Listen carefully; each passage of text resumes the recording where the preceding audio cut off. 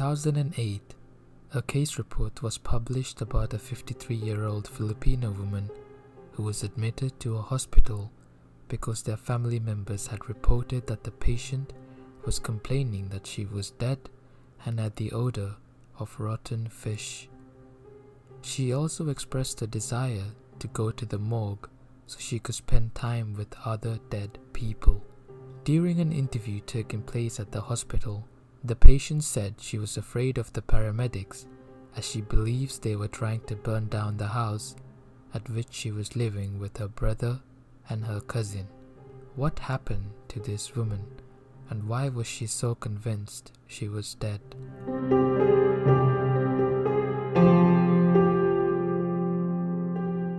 Cortard syndrome, also known as the walking corpse syndrome, is a disorder that comprises of several series of delusions ranging from the belief that one has lost body parts, organs, or blood to insisting that they are dead.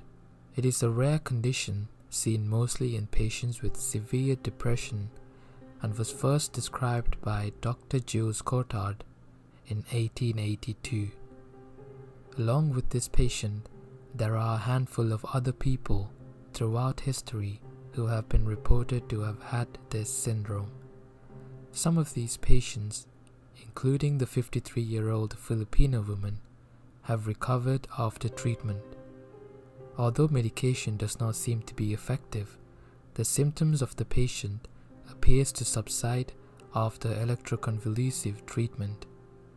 However, it isn't entirely clear as to what causes Cortard syndrome in these patients.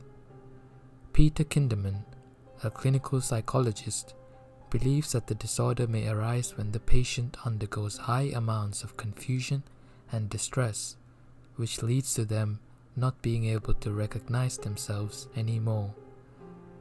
As mentioned before, some patients recover from the disorder as symptoms subside.